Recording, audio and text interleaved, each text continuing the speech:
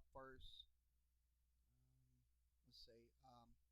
We're waiting for YouTube. We should be out. We should be up in a few minutes, so we're waiting for YouTube as well. So let me grab my chat room.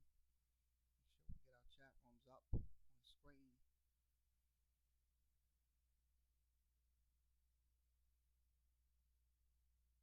Should have got it up first. They're on.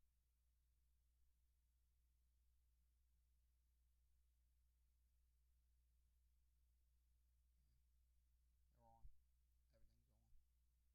Okay. Waiting on Periscope. We're waiting on Periscope's up. Waiting on YouTube and the other ones to come up. So, okay. Once again, welcome to the Sports Talk with Kerry Wehmeyer show for Thursday, July 18th. We're going to be doing some the SEC Media Day recap once again. So we'll be doing videos from four coaches on the from today and yesterday. We didn't do Nick Saban, so we're going to do Nick Saban tonight. We have up tonight Derek Mason, Mark Stoops, Gus Malzahn, and also we'll have Nick Saban. So that will be in just momentarily. We want to make sure everybody is online. Everybody is online. So if you want to come in and talk to me, you can come in and talk to me via Facebook, Periscope, YouTube, and also Twitch. So we have the chat room on, so we're waiting for you to come in. So if you come in, you'll be able to access me through there. So let's begin with scoreboard updates. We're going to go ahead and do that. Give me 1 second.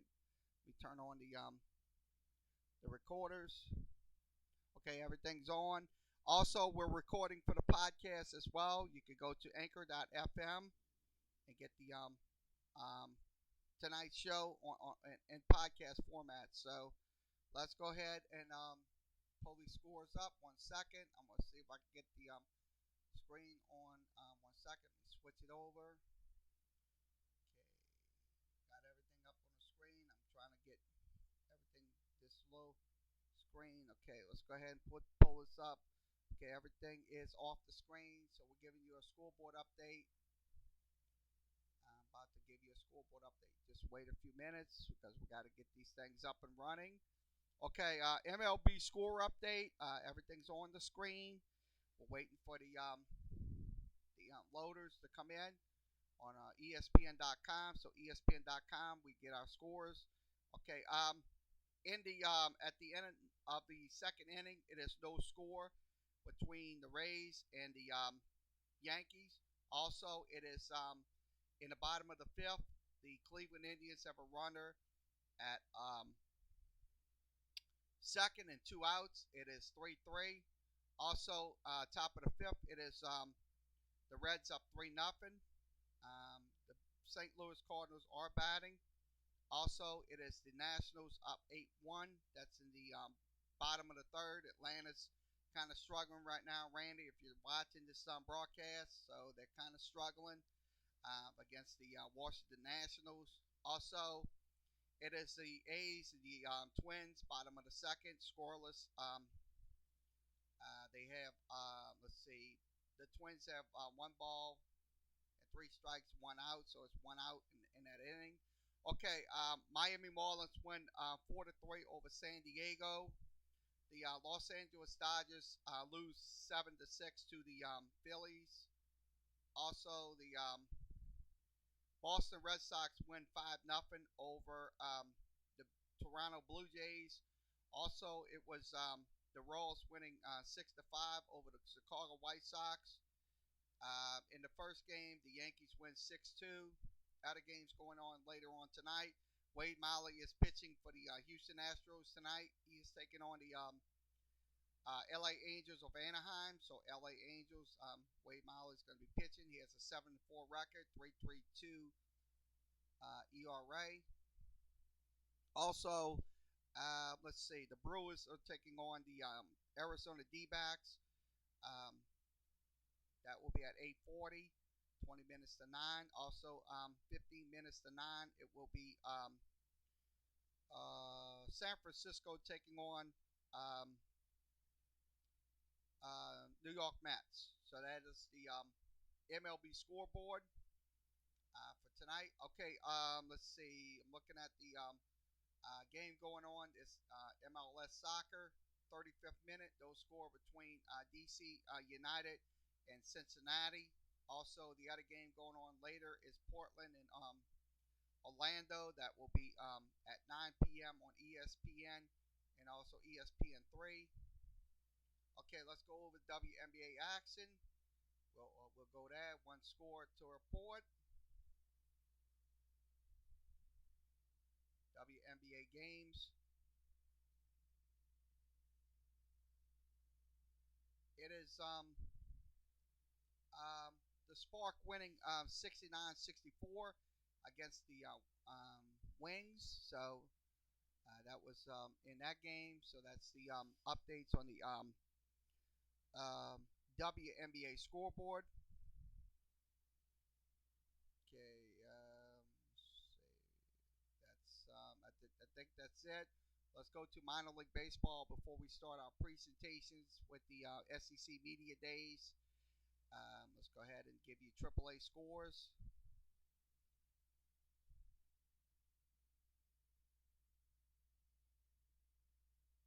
Okay, Syracuse is down 7-0, top 6. Also, it is Toledo up 3-1, top 7. Durham has runners at first and third. Also, it is Buffalo down 4-0, top 7. Also, top 5, it is Scranton WB on top 6-3.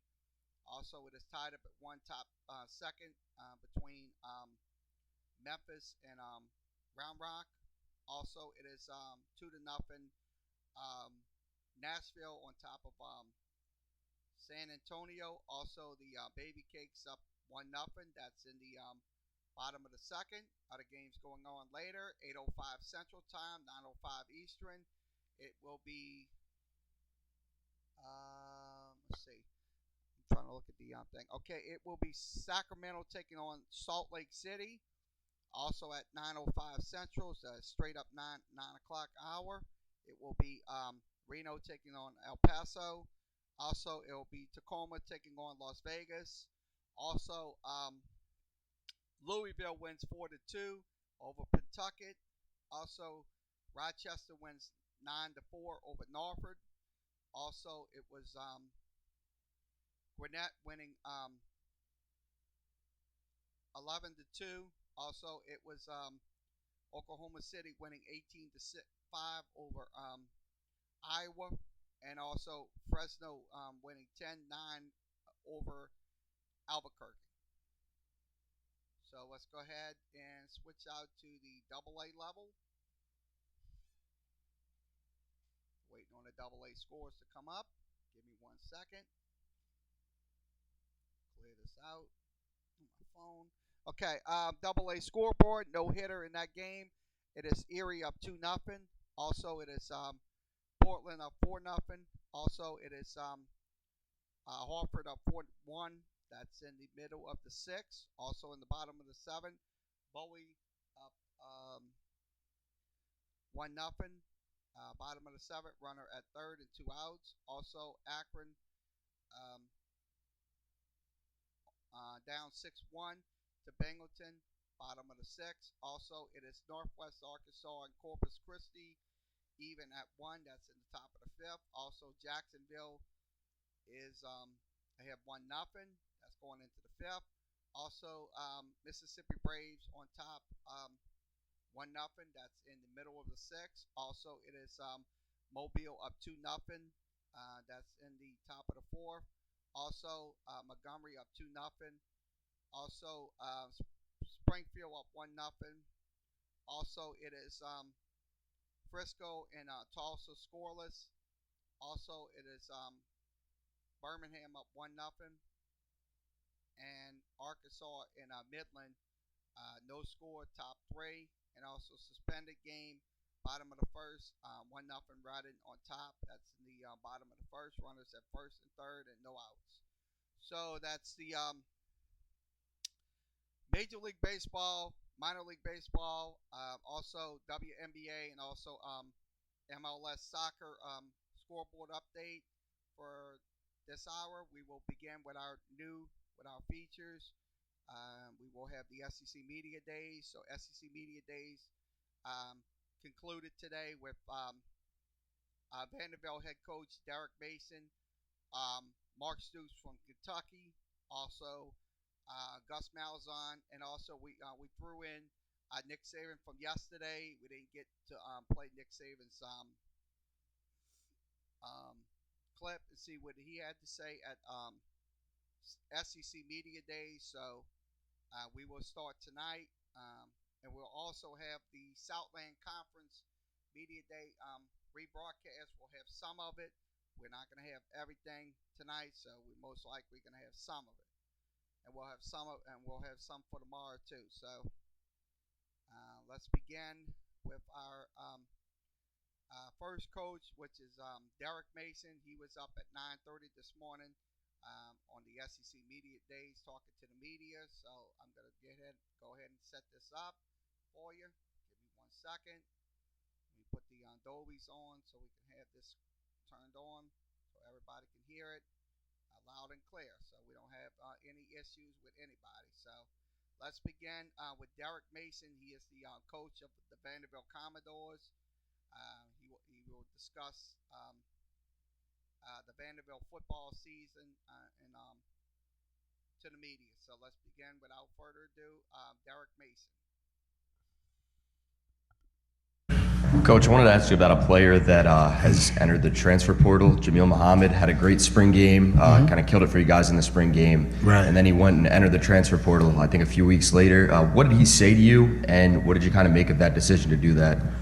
Well, we always talk about finding the right fit, right opportunity. I've got two other young men that are from Huntsville, and Huntsville's been good to us.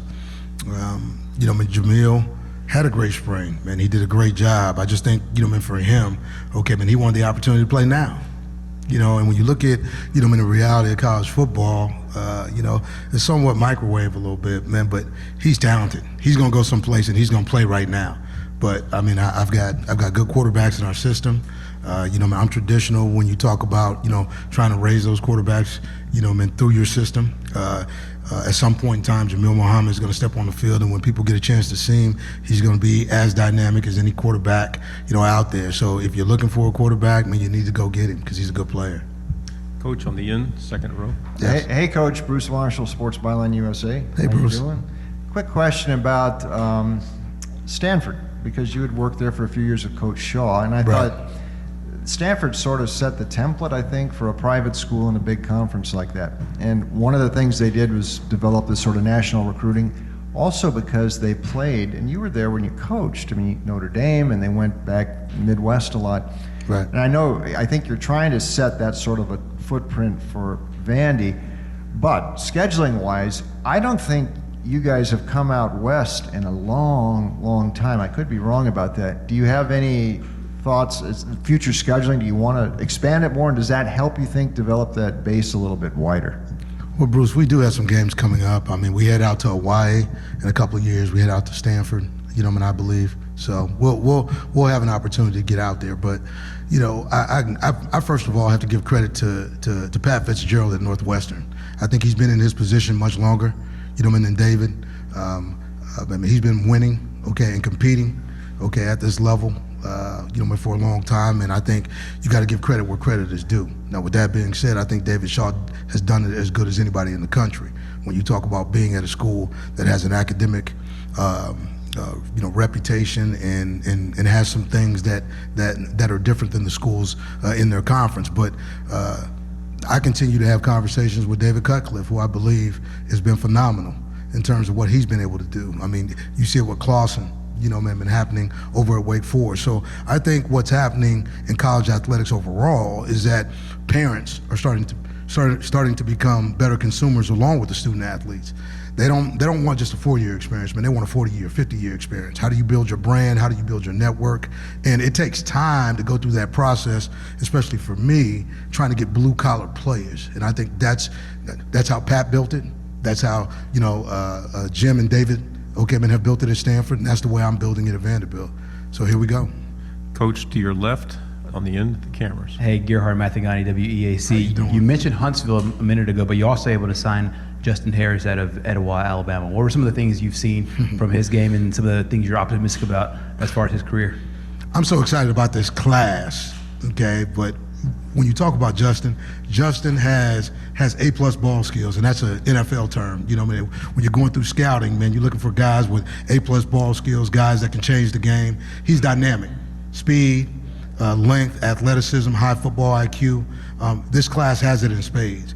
But I'll tell you, I mean, I think a lot of people missed on this young man. And here's what happens. Everybody talks about the 4- and 5-star player, but you know, you have to develop in the 4- and 5-star talent. And so that's really what we try to do, man. We try to take good players and develop, just like you've seen in Keyshawn Vaughn, Jared Pinkney, and Kalijah Lipscomb. We develop players at our spot. So I think when you see Justin, you know, man, in 2 or 3 years, man, we're going to be sitting here talking about how dynamic and he is and how impactful he's going to be on the game in the SEC. Coach in the middle here, on the end. Yeah. Coach Quinn Lawson for WFF in Huntsville. You also, going back to the transfer portal, you added Malik Langham from Florida. Talk about what he means to the program and what his role will be. Malik's a dog, okay? I mean, I looked at Malik, you know, coming out. You know, unfortunately, you know, we didn't have the opportunity at the time, you know, to get Malik. But I tell you what, I think in the process of recruiting, if you're real, if people get a chance to see who you are, you know, man, sometimes, you know, man, young people, you know, they make decisions based on things that really aren't relationship based, man. It's about, you know, man, bigger things, or in their mind, better things. And then I think, man, they get to places and they figure out for themselves exactly, you know, who they are, what they see, and whether or not it's a fit. And I think it comes down to personality fit. Okay, man, you can go to a place, and we've had young men come to our place, and you know what? It just wasn't the right personality fit. You know, all the way around, it just, you know, for whatever reason, it doesn't make any program bad, but once you're there and you're sleeping there, okay, man, and those 4 walls are closing in on you, and you're sitting down and you're looking at friendships and relationships and trying to figure out whether or not, okay, man, these guys are my guys, or whether or not it's just a fit. It changed. I mean, it changed for him, and it changes for young men across the country. I think sometimes young men can stay in bad situations. Okay, man. In his case, man, he just chose to figure it out, man. He moved on, and you know, I'm happy to have him. And when you talk about the transfer portal, you know, man, he was in the transfer portal. It surprised me now. I mean, man, it surprised me, and we went right at it. And I think his parents turned away a bunch of phone calls. But they took ours, and I think that was pretty cool. Coach to your left at the camera bank here. Hey, Coach, good morning. Jacques Doucet, WAP TV in Baton Rouge.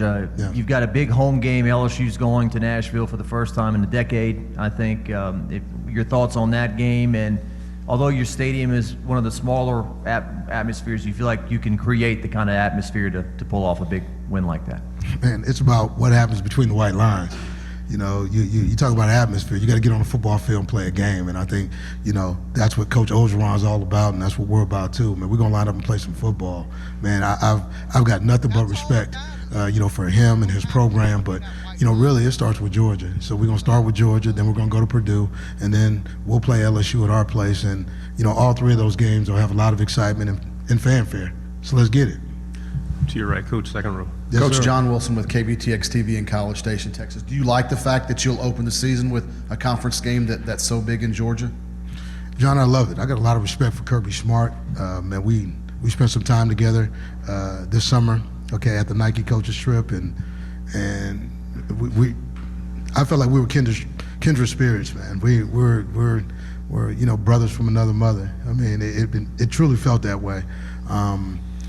I believe that this schedule sets up well for us. I mean, you open with Georgia. It's a conference game. I think I've got a pretty good football team, but it's untested, so we get a chance to test it. I know Kirby's going to bring in, you know, his crew. They'll be ready to play, and I'll get a chance to see Cortez Hankton, you know, my former receivers coach, man, who's now at Georgia.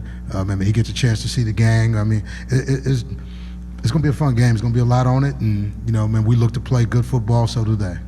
Coach to your left, third row. Yeah, Coach Jamal Kennedy with WSFA in Montgomery. You had the luxury of watching Kyle Shermer at the quarterback position, and now you have a new quarterback. When you talk about that in the SEC East with so many established quarterbacks already, what do you think your new quarterback comes in and makes himself stand out this year? Well, I think that's the great thing about our game. You know, I mean, the quarterback's got to play well, but it's also about the guys around him. And I think, you know, whoever gets the quarterback position or wins the starting job is going to have a pretty good supporting cast. We're pretty deep at all positions: tight end, receiver, wide out. Running back, doesn't matter. I believe we're deeper in the quarterback room. So he's just got to manage the game. He's got to make sure, man, that he can make the plays that he's capable of making. He can't be Kyle Shermer, and I really don't expect him to be. Both of these guys can run, and I think that's a different dimension that we bring to the game in 2019 that we haven't had in a couple of years. A quarterback who's capable of taking the ball, man, and going 35, 45 yards, and I think that really changes the game in terms of how teams defend you. So he's got to play to his strengths. Whichever one of these quarterbacks winds up being under center, he's got to play to his strengths. And if he does that, he'll find himself playing good football and hopefully being ranked amongst the top quarterbacks in this conference. To your right, against the wall, please. Derek, you've taken advantage probably more than any other coach of this time to get your message out here at Media Days. In this era where it seems like a lot of coaches kind of duck the public, duck the media, what's made you want to prioritize getting your message out like this? Well, my job is to resource young men. My job is to make sure, man, that I can push their brand, you know, as best I can, and that's what it's about. You know, I was hired to coach a football team, but I was also hired to service young men. Okay, and this is a platform and an opportunity to do just that. Okay, you know, Derek Mason gets an opportunity, man, to get in front of the cameras, but we have, you know, good players in our program like Dimitri Moore, Tate Daly, Frank Coppett, Dio, you know, Odin Dengbo. Man, we've got guys in our program that don't get a chance to get, you know, in the recognition that Keyshawn, you know, Kalijah and Jared are getting right now. So, man, it's my job to make sure that I can speak to, you know, who these young men are, the things that they do both on and off the field, and hopefully be able to push their brand as well as the brand of Vanderbilt football. Coach, to your right on the second row, we'll take this question, and then the one to his right. Joe Bombo, SB Nation Radio. How you doing, Coach? How you doing? Looking great, man. You too. All right, well, you're one of the only top Power 5 teams with a running back that was top 3 in rushing in this conference, a receiver that was top 3 in receiving, and a tight end that was top 3 in receiving at their positions respectively. Why don't you guys get any sort of consideration when we talk about contenders in the SEC East? Well, I believe, man, you got to go back, and that's something, man, that's probably been, you know, historically an issue at Vanderbilt. I think James Franklin did a great job, man, of eventually, you know, man, pushing the bar and getting guys like Jordan Matthews and Casey Hayward looked at and people starting to recognize because of how hard those guys played and competed. Well, for us, it goes probably back to my first year, 2014. You know, man, we didn't do well, and everybody says, okay, and they're probably right back to same old Vandy. And since then, man, we've sort of been put in that box. But here's what I do know. We haven't finished last in our conference, okay, man, since year one. So, I mean, looking at players and evaluating play over you know, anything else is what's really supposed to happen. But I think there's a bias, you know, at times about Vanderbilt and what we do. That's okay. Hey, when it's all said and done, it still hasn't stopped players at Vanderbilt University from going to the NFL and getting degrees. And we've been doing that in spades. So, you know, man, I'm excited about what we bring to the table. And, you know, man, with that being said, okay, these guys are going to continue, man, to perform. It just so happens, too, that when you look at Pinckney, you know, man, Kalijah and Keyshawn Vaughn, you know, 2 of those guys are fifth-year players, one's a fourth-year player. You know, Jordan Matthews came back for his senior year, and I think, you know, broke almost every record that there was in the SEC. I think there's something to be said about junior and senior football players coming back, okay, man, and being able to get on that stage because the accolades when you perform come your way. Okay, Coach, you're Hey, right. Coach. Rachel Barbeau, Sirius XM. How you Rachel. doing? Good. There's been so many rule changes recently in college football. I mean, we talked just the other day with Steve Shaw about how they're going to have these you know, considerations for targeting. You have the 4 games and keep your red shirt. You have the transfer portal. Right. We have the possibility of name and likeness coming down the pike. There's so many rule changes. I'm curious about your thoughts on which one has been the most impactful for you, and have you had to change the way that you've approached your players or coach because of these rule changes? You know what? I've always said whatever the rules are, okay, we're going to play the game within the rules. Period. And that's it. So I don't get caught up in that because there's so much other work that's got to get done. You know, the rules are the rules. I think sometimes, and rightfully so. I think there's a time and a place to have an opinion, on those things. It's generally during the off season where, some of those things can be talked through, talked out, worked through, some schematical adjustments. But, once we're into this thing, man, it's go time. And so right now it's go time for me. I think all the rules are good. I think all the rules are either for safety or for players. And last time I checked, we all work for players. Okay, so with that being said, as long as we can continue to provide a healthy, college experience, both on and off the field for the student athlete, then let's do that. Coach, one final question right here to your right by the cameras. Hi, former Alabama long snapper Scott Myers just transferred to Vanderbilt. How has he impacted the team? Well, I mean, he's competing right now. Scott, has an opportunity to compete with a young guy in Zach Drevno, who hasn't played yet. Scott's been in ball games, and I think anytime you get a chance to compete, that's what you're looking for. So, like I said, the grad transfer opportunity has provided us with guys who had an opportunity to step in the program, have experience, and experience is the thing you can't buy. But now, it looks like you can go get it in the open market, and that's exactly what we did. So I feel like Scott's going to have a great opportunity to compete, but, man, he's got a lot of work ahead of him, and, he's got strong competition in front of him. Can you take this question? He's had his hand up for a while. Okay. Coach, you obviously are right next door to Tim Corbin and the baseball team. Have you been able to take anything from his coaching style? Have any conversations with him to take away to implement into your own program? Every day. Tim Corbin is the best. I mean, bar none. Not just a terrific baseball coach. He's just a terrific man. I've seen him, go long and hard for every player that's come through his program. And that means a lot to me because I feel the same way about my players. He cares about the details. He cares about the little things. To watch their run this year, to see that team play high, play low, play from in front, play from behind. They're truly reflective of their head coach. Believe that. When you see how they line up, for the Pledge of Allegiance, okay, or to hear, like what's happening with the national anthem, man, it's really amazing to see those guys line up. I've never seen a coach, start, the opening season teaching his guys how to celebrate. He teaches them how to jump on a pile. No detail is lost with that team, and I think that's why you can see them go down in game one and come back and win 2 games and have a chance at a national title. So there's a lot to be learned from the man. There's a lot to be learned from the coach. There's a lot to be learned from his program. Coach Mason, thank you very much. Terrific. I'm pretty sure, I'm going to be honest with you, this coach, Derek Mason, is going to get this program back to on solid ground. You can bet your bottom dollar on it because, look, he's getting a lot of information from the Vanderbilt baseball coach. That's Coach Tim Corbin. Look, that's the reason why, look, if Vanderbilt has a shot to have a 7 or 8 or 9 win season, that's going to most likely happen because of the things that this coach, Derek Mason, is doing. So I'll be honest with you.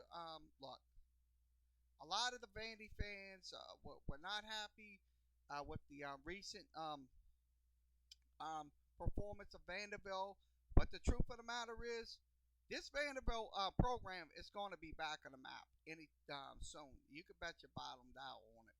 Look, I mean, SEC week after week is the very is most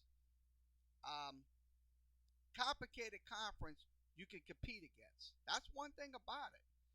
I mean, a lot of people might say, well, Vanderbilt has been a nobody and blah, blah, blah, blah. I don't agree with that. I agree they're going to be a force to be reckoned with sooner or later. So that's my take on it.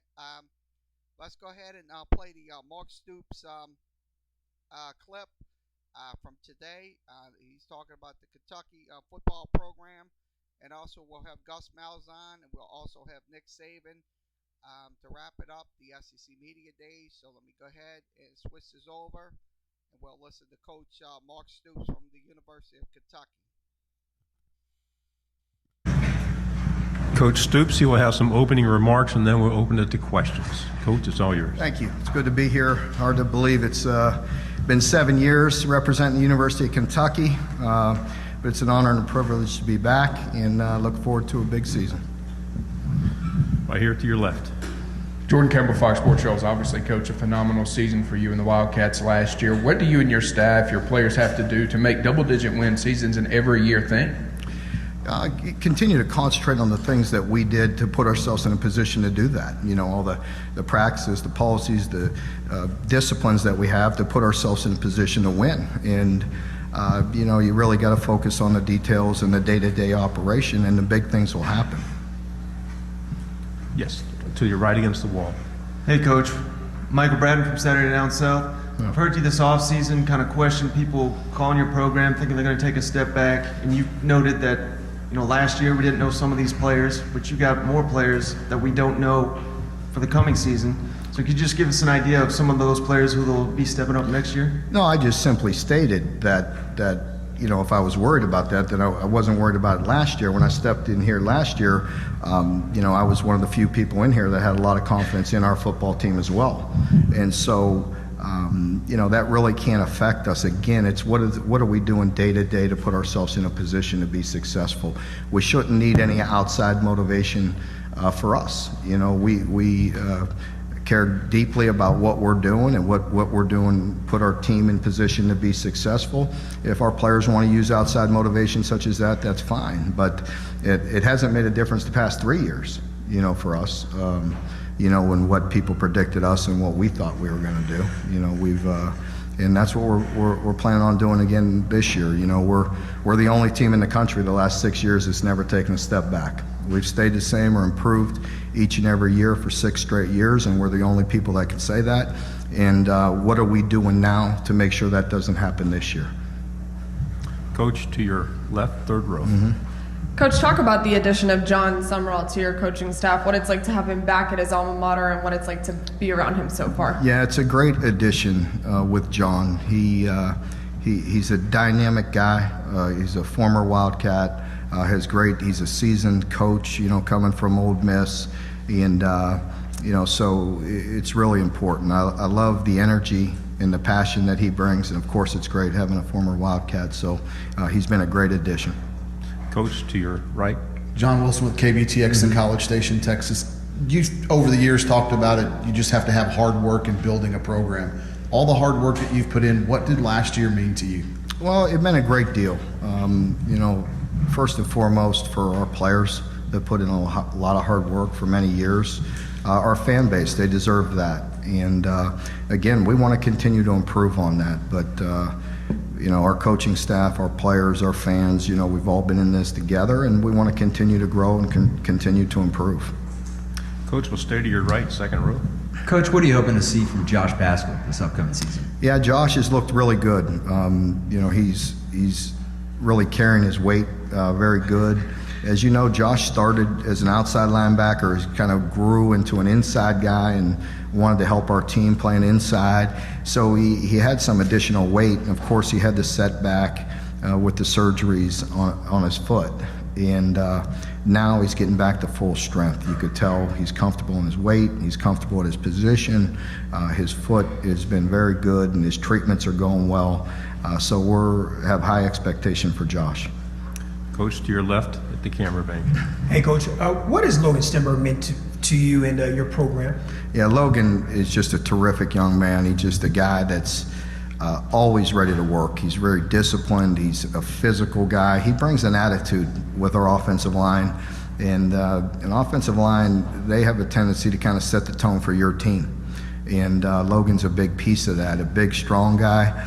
But he's a great leader, and he plays with the attitude and the chip on his shoulder that you're looking for. Coach, again to your left of the cameras.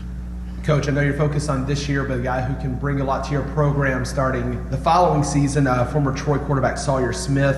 What brought about the reason to bring him on, and what can he bring to your program? Yeah, it was important to bring Sawyer. We lost some quarterbacks to transfer when Terry had the great season and won 10 games, and sometimes that leads to some roster turnover, and so it was important to get some experience. He's a guy that's played in big games. He's a very polished thrower, and so we're excited to have him. To your right, Coach, against the wall. Mm-hmm. Coach, during your time in Lexington, obviously you guys have opened a new facility, state of the art. Just had a great year last season. How all these things combined, how has that helped you on the recruiting trail, and are you getting in more and more elite players in that area? It definitely helps. You need to keep up. As you know, in the SEC, nobody's interested in going back. Everybody's constantly building and improving their programs. I think also what probably doesn't get talked about as much is in our league, we try to reinvest back in our student athletes as much as we can. So not only the structures, but the people around our players to help them in all areas of their life. So we're proud of our stadium, we're proud of the facilities we've built, and it has given us an opportunity to improve in recruiting. And also with the with the win and winning the New Year's Day bowl game and winning 10 victories, that helps as well. To your left, Coach, third row. Coach, can you talk about Kavasier Smoke and your expectations for the young running back and what kind of a role you want him to step into this year? Yeah, Kavasier is a very impressive player. He had the ability to play with the new rule that we had the ability to play in some games last year, had some big plays, some big runs, but he's a very talented player. I think our team's excited to watch him play. Our coaches are, but he's difficult to tackle. He's getting stronger, very light on his feet, so he's an impressive player. Coach in the back of the camera. Good two-part question. First, having Landon Young back, and Yep. secondly, having more running backs that can maybe do a little bit of things that maybe Benny couldn't, maybe or didn't do as much, catch the ball out of the backfield and so on. Yeah, having Landon back is really important to us. He's a guy that really, he got injured a year ago, which was really difficult for him, but he used the year wisely. He really worked exceptionally hard in the weight room. He's a bigger, stronger player. He participated in the spring. He looks great. Doesn't have any effects from the surgery to his knee. So we're very excited about having Landon back. He's not only a great football player, but he's smart, he's intelligent, he's a leader. So he'll be a great addition to have him back to an already good offensive line.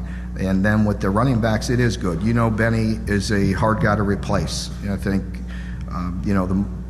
one of the biggest compliments you could give Benny is his determination and his heart and the passion that he had. And we got to make sure some other people offensively can pick that up. As far as the talent at running back, we feel good about those options. Like you say, they're different. All running backs are different. Each player is different. But we do have some guys that have some breakaway speed. AJ is an impressive back. He's big, he's strong. He can elude tacklers, and he has the top end speed. I just talked about Kavasier, and then we have Chris Rodriguez as well. So we have some options there. Straight ahead, Coach. The cameraman. Coach, a couple of your players, Lynn Bowden was just in here as well, and they've been saying that no matter what Kentucky does, it almost seems like it's not enough. If Kentucky wins the game, it's because the other team gave them the win or lost that game. It's not that Kentucky won it. Would you agree with their sentiment there to a point? It doesn't affect me. It really doesn't. So, each individual is different in how they use things. And again, let's concentrate on ourselves and what we're doing to help us be successful and improve in areas that need improved, build on the good things that we're doing. And any side piece of motivation that any individual uses, I'm fine with. Anything else, Coach, here front row? Hey, Coach, there was speculation this offseason that Coach Grand, possibly Georgia, wanted to hire him. How big is it for your offense and specifically Terry Wilson's progression to bring him back for another season? Well, we're excited about the continuity. Our staff comes back intact on the offensive side of the ball. We just talked about John Summerall. coming in, and Brad White on defense being elevated to the defensive coordinator. So we have one change, and offensively we come back intact. I think that is good. It is important. You have a quarterback that was in his first year, and that experience will really help him. It's really important to have Eddie back. He's a fantastic coach. He's a great leader, and he's a great play caller. We're constantly looking to improve, and we talked about Terry. I think he's set to make a big jump, and good coaches adjust. We had a formula last year that gave us the ability to win 10 games and put us in position to win some others, and this year that may change. You don't know how that's going to look. You have to adapt and change to with each your team you have, and Coach Graham does a great job with that. Final question, front row to your right. You talked up Logan, the other guys you brought, Lynn and Cash. What went into those decisions, and is there any worry on your part about Cash being maybe a little bit too outspoken? That was Slack's job to give me the training, and Tony and Slack's. But no, I just had a couple brief meetings with them. I told them to be them. We brought them here to be who they are. But they also understand where I come from. And the way I talk about preparing in doing things. But they're here for a reason, for you all and the national media to get a look at them individually and see who they are. And I'm really okay with that, outside of some outlandish things. And I don't know, you'll have to tell me what they're saying today. I haven't heard anything yet. But Cash is who he is. I'm okay with that. Lynn's a very different person, and so is Logan. But I'm confident they'll represent us well. I have a lot of confidence in them. They're great kids. They're good leaders, good football players. So it's exciting for them to experience this and be a part of it. Coach Stoops, thank you very much. Okay, thank you. Appreciate it. Yeah, I'm going to say this. To be honest with you, about Kentucky, a lot of people says they're going to go fall off the map, off the face of the earth. But the truth of the matter is, look, they've proven time and time again that that they can win double-digit games at the end of the season. That's one thing. I mean, I'm not trying to write them off. I think they're going to win even 8. They might win 8. They might win 9 games. And they also could win the double digits like they did last year. I mean, look, a lot of people on social media just thinks that the sky's going to fall and stuff like that. Look, let me tell you something. It's not going to happen. I mean, anything can happen on any given Saturday during the SEC games and also the non-conference games. Anything can happen with these teams. People don't know. I mean, look, they realize, look, if Kentucky, I'm going to be honest with you, sure, they're basketball, they're known for basketball, and they win national championship. But the truth of the matter is this football team is get back on the map and earning people's respect. So that's my take on Kentucky. We will have Gus Malzahn. He is the Auburn coach. A notes about Gus Malzahn. If he don't win this year, I'm gonna tell you, he's gonna be next one to go out of the door. So let's go ahead and play Gus Malzahn. He's the coach of Auburn Tigers. Hi, Caroline Grace, WAFF out of Huntsville, Alabama. Coach, I'm just going to rip the Band-Aid off here. You're going into the season with one of the toughest schedules in the country. Yeah. How has not having the quarterback situation settled affected the mental preparation of your team? Not too much. We do have one of the toughest schedules in college football, but it's not a shock to our system. I probably said that the last, 3 or 4 years, and we're really looking at it, as a challenge and an opportunity, a great opportunity, and really hadn't got too much into who our starting quarterback is. One thing that I can tell you, I feel like we got a chance to be really good around our quarterback, not just offensively but defensively, and really be able to help them grow as they grow and get experience with the schedule that we have. So there really hadn't been too much stress about that. We opened up our season against Oregon, one of the top teams in the country. People are picking them to win their division. Some are picking the Final Four, and they got supposedly the best quarterback in the country too. So that'll be a great challenge, but we're really looking forward to it. Coach to your left, standing up. Hello, Coach. Good morning. Jacques Doucet, WAFB TV.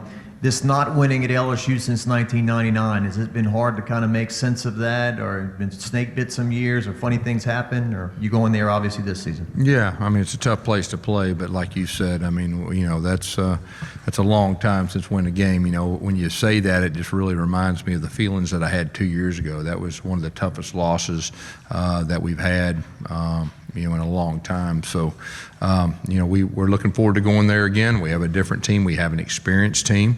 After last year's game, which was really, really tough, the way that ended, and you know, that really, last year's LSU game, I mean, you win that game, you win 10 games. If you don't, it's uphill, and it was kind of one of those games that really we need to win. So we'll be very motivated, you know, for that game.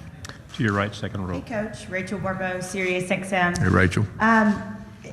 Does it invigorate you to be going back to your roots, to being the play caller, Yeah. to being for it to be on you? And would you share with us the backstory? And was there any consternation? Was there any thought of, do I do this? Do I not do this? Will you share the backstory about how you came to that decision? Yeah, you know, I've called plays my whole life. I mean, that's who I am, and kind of got me to where I'm at. And then, of course, about 3 years ago, you start getting advice and encouragement to let somebody else do it, and of course, you do it. And I'm not real good at standing around watching. And so when Chip Lindsey decided to leave, which Chip Lindsey, an outstanding coach, he will do great at Troy. And he decided to leave, it just kind of set back like, okay, all right, or am I going to go ahead and hire another offensive coordinator, or am I going to do it myself? And just had a lot of prayer and just getting back to being me. And so we did that in the bowl game, and it just, the light flipped on, and just made all the difference in the world. You know, we played really good in our bowl game, but what it did is just, it gives you a great feel, and I think we got a chance to really be good on offense again this year, and just excited to get back to being me. To your left on the second row here, Coach. What has Coach Dillingham brought to the program? And on the defensive side, talk a little bit about a guy like Jordan Peters and what he can mean to your team this year. Yeah, Jordan Peters, I mean, he was one of our best special teams players last year. Blocked a couple punts and everything that goes with that. We're hoping that he recovers from his Achilles injury. He's looking better. Kenny Dillingham, you know, when I decided that I was going back to calling the plays, I needed to find somebody that was at least in the atmosphere of the philosophy. Mike Norvell, the head coach at Memphis, was my former GA. And so he did the exact same job for Mike. Mike's the play caller, and so it was a perfect fit for me. What he does bring is energy. And what he does bring is he understands our core offense. And in the bowl game, when he was upstairs, it was a really smooth transition. So really looking forward to working with him. Second row, Coach. One Lawson with WFF. Coach, talk about the different styles between the two QBs, Gatewood and Bo Nix, and then how your play calling this year will affect both of them. Yeah, I don't think there's as much differences as everybody would think. One thing I can tell you is both those guys will be true run threats from the quarterback position. They both can extend plays when things break down, and they both have outstanding arms. So, you know, one thing I will tell you that will be different is our quarterback will be a run threat. And I feel like, well, I don't feel like, I know when the quarterback is a run threat, it changes everything from a defensive standpoint, and it's really a lot easier to call plays too. Third row, Coach, in the middle. Coach Jamal Kennedy, WSFA in Montgomery. You lose Deshaun Davis at the linebacker position as well as others, but you still have 7 guys coming back on that side of the ball. Just talk a little bit about that experience and how you think that's going to help your defense going into this Yeah, year. you know, I think it starts with our defensive line. I mean, we got the majority of those guys back. We got some impact players, not just good players. We lost our 4 seniors, Deshaun being one of them. He was a great player. But, you know, KJ Britt, Chandler Wooten in the spring, they just took the next step. And we really didn't see a lot of drop-off from that position. And then the secondary, they're all back but one. And really, it's really senior leaders back there. So feeling really good about our defense. Like I said in the other room, I think we got a chance to be the best defense we've had since I've been here. At least we got a chance, is what I would say, with the personnel that we have. Coach, to your right against the wall. Hey, Coach. Michael Bradford from Saturday Down South. I'm sure you're getting asked about your quarterbacks basically every day of the offseason, but I'm more interested in your running game. You going back to play calling. How big is the running game getting up back to your standard and getting that offensive line to play up to their expectations? How big is that for the upcoming season? Yeah, to win a championship in this league, it's well documented. You have to be successful at running the football. That will be a big factor. I will say this about our offensive line. They were the least experienced group, I think, in our league last year. They had some growing pains, and they got beat up. They're all back. They're all seniors. They've got a chip on their shoulder. They got something to prove, and I think that's good. But still, throwing the football, you got to be able to do both to win a championship. And, you know, we really believe in throwing the football down the field vertically. We're going to get back to that. And, you know, when we have explosive plays, we look like an Auburn offense. We did that in the bowl game. We need to carry that over, you know, this season. Coach, to your left, second row. Coach, it's virtually impossible to control your players seeing everything on social media, and they're going to hear it all. So what's your message to them about the outside noise? You know, we got really good leadership. We've got guys that have been around a long time, and we're a real close-knit team. We don't let the outside distract us at all. You know, it really is about the people inside our team room, and we got good leadership, so that doesn't worry me at all. To your left, standing up, please. Coach, this concept of having like a... Okay, I'm going to say one thing about the social media part. Look, you're going to hear a lot of talk and stuff like that on social media, but the truth of the matter is, look, you got to learn to block it out, because you're going to have some moron that's getting on social media saying all kind of stuff about the Auburn Tigers and stuff like that. Look, here's my take. He don't know what the hell he's talking about. If he does his research, then he would know what's going on. But look, that's all. Like I said, everything social media does, it's just all a bunch of stuff they say it's not true and all that about these players. No. Look, unless you have legitimate proof of what he does, look, social media is a non-factor. Sometimes it might be a good thing, but sometimes it might be a bad thing. So the thing is for these teams to block out the noise. And don't worry about what social media says, because they're gonna have their opinion, you're gonna have your opinion, and what these players do on the football field matters instead of the social media chatter. So that's my take on it. Let's go back to what Gus Malzahn is saying. So we just wanted to put that out there for everybody on Facebook, YouTube, Periscope, and Twitch. If you have any questions regarding the Auburn football team, you can state your opinion. But also, we want you to keep it respectfully clean, because if you come in here and you attack one of those Auburn fans, we're going to have to ban you. So please be respectful when you come in here and state your comments. So back to what Gus Malzahn is saying. Second in-home visit with these defensive guys to convince them to come back. Yeah. In and of itself, pretty fascinating. So I'd like you to talk about that, but more specifically, Kevin Steele, your defensive coordinator, and the bond that he kind of has with those guys on defense. How much did that specifically play into encouraging these guys to collectively come back, sort of like we saw with Clemson last year in their defensive line? Yeah, you know, I think there's a lot of factors. I mean, of course, Rodney Garner had a lot to do with a lot of those guys too, our whole coaching staff. But, you know, it's more of, when you have an in-home visit for the second time, is educating your players. We always want what's best for our players, and our goal is just to educate them. You know, I think most of those guys would really want to come back because they've got some unfinished business, you know, on the field. And some of them, you know, want to come back and finish their degree. There was a lot of different things. But, you know, I think that's just something that you'll see more and more of in the future. You know, it was a really good thing for us, and really I think that's the core of our team this year. Where everything starts is with that group that had an opportunity to leave early, that chose to come back. And like I said earlier, I really feel like they're hungry.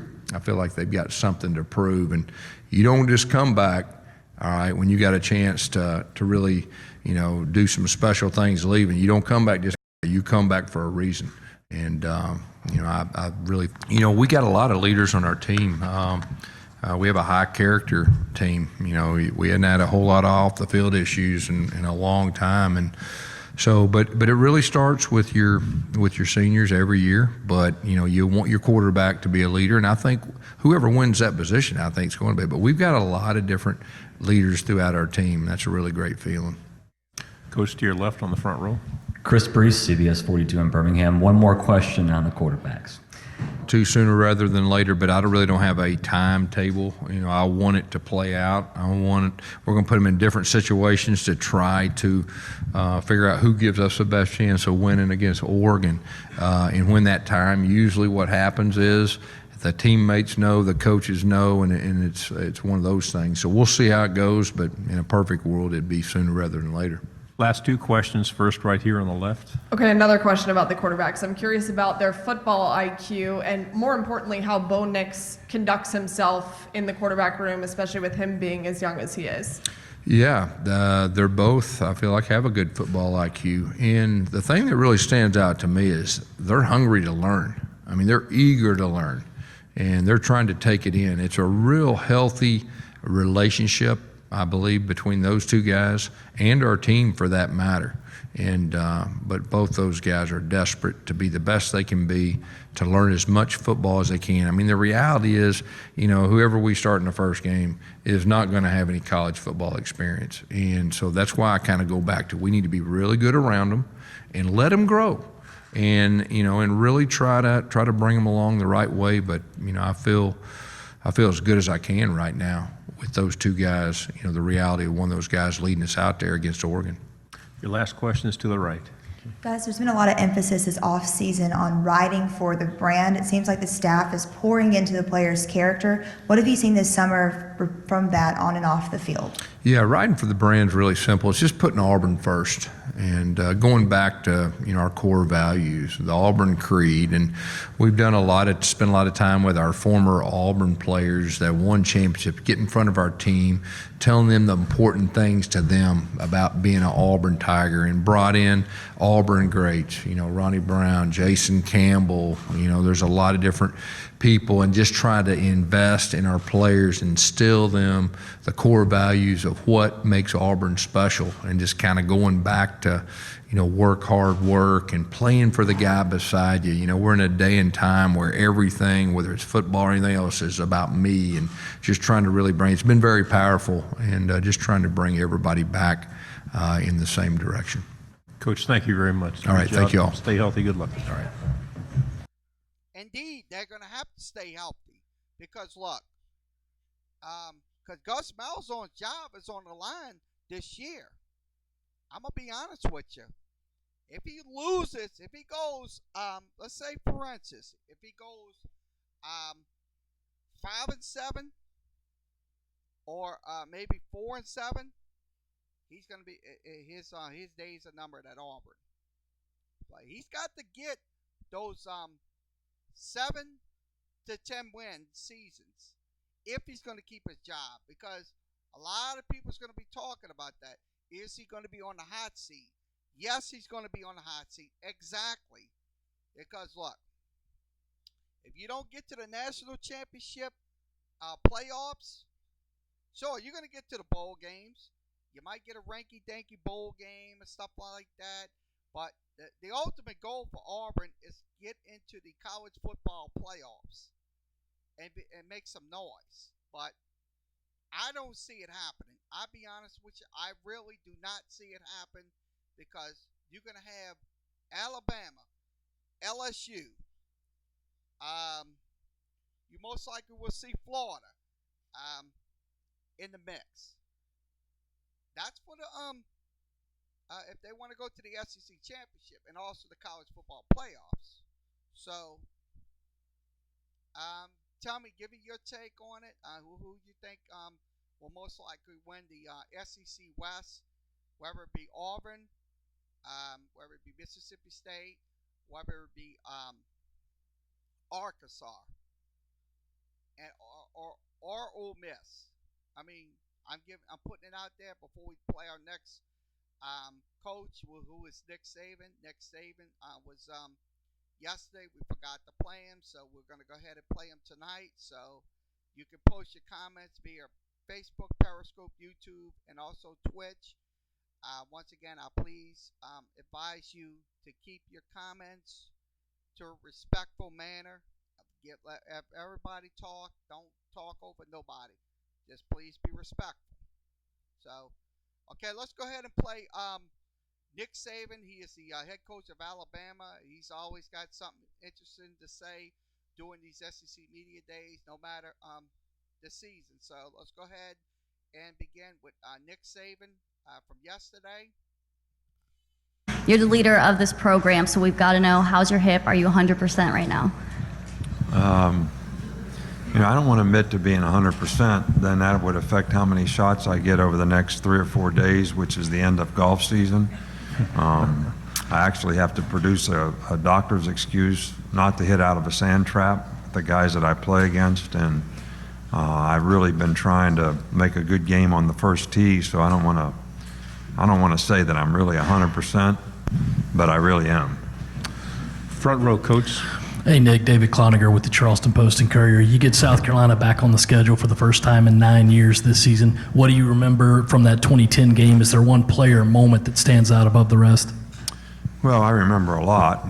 We got the lining kicked out of our britches, in the game over there. And, we'd won, I think, 19 games in a row going into that game. And they really took advantage of and played a great game against us and took advantage of a lot of situations and exposed us in a lot of different ways. And we have a lot of respect for Will and what he's done at South Carolina, the team they have, and that's always a challenging place to play, and that's going to be a difficult game for us, and our players need to be ready to go.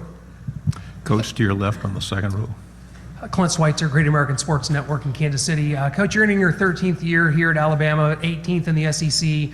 The slogan for this league is "It just means more." You've been around a long time in this league. What does it mean to you? The slogan is "It just means more," or what? I didn't get that. What is the slogan? Being in this league for 18 years, slogan is "It just means more." What does this mean to you, coaching in this league? Well, I'm just glad to be here. This is a great league. The competition, the competitive venues, the fan interest, the passion that so many people have in so many programs. I've coached in several different leagues, including the NFL, the Big Ten, and I just think the interest and the passion here makes it special to be, a part of this. And then we have a lot of good football players, a lot of good football coaches, a lot of good programs in this league. That make it very, very challenging each and every year. And I'm just happy to be a part of it.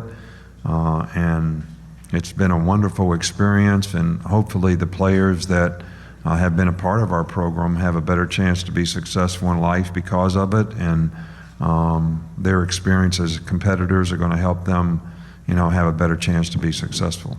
Coach, to your right on the second row. Hey, Coach. Rachel Barbeau, Sirius XM. How you doing this morning? Doing good. I'm right here.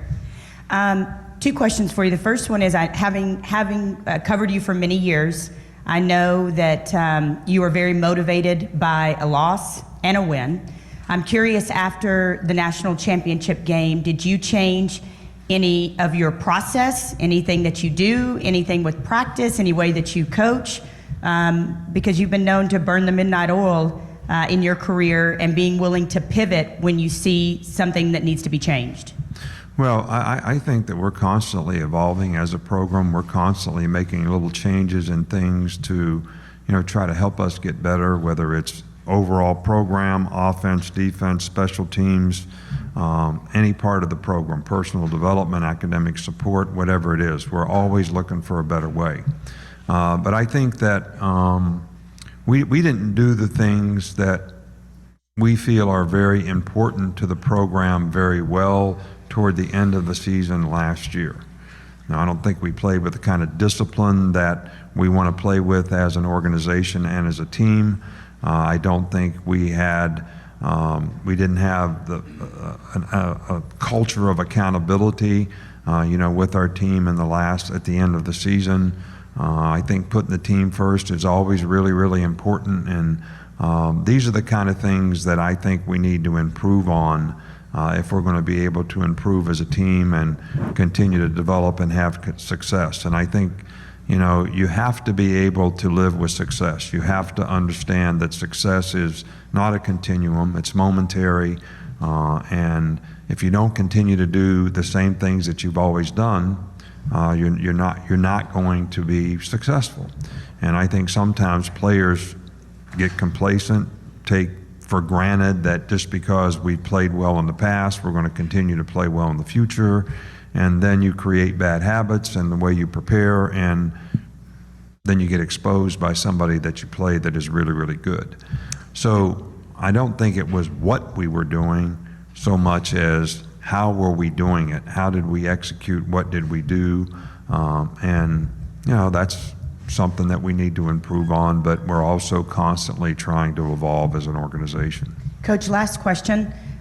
Jimbo Fisher earlier this week talked about the biggest thing he took from you was your awareness in terms of mental health of your players.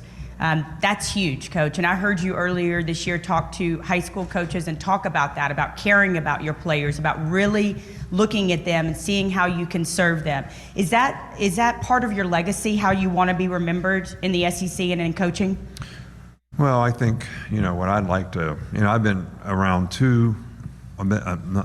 been in two programs where they had icon coaches, Woody Hayes at Ohio State and Coach Bryant at Alabama. And the one thing that makes those guys what they were and what they are is the number of players that have come up to me through the years in both those programs and tell me how much their coach impacted their life in terms of the lessons that they learned as competitors or the values that were instilled in them while they were in the program, the relationships that were developed. So that's really the number one thing that I'd like to be my legacy someday, is that there's a whole bunch of players out there that feel like something that we did helped them have a better chance to be successful in life. On the mental health issue side of it, I've always been one of these people who are really, really interested in human behavior and the psychological disposition it takes to be a good competitor. So we've always had people involved in the mental health of our players for the last 25 years, all the years that I've been a head coach. And these people are experts in human behavior. They've helped players and they've helped us to be able to help players by understanding issues and problems, how we should coach those guys, how they need to be supported so they have a better chance to be successful. I think this is something that people are becoming more aware of now.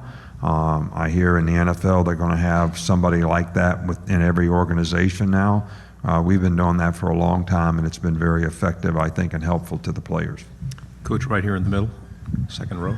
Jason Marks, 730 The Ump in Huntsville. I have to ask, how many times have you studied the tape from the national championship game this offseason, and how long did it take to get over?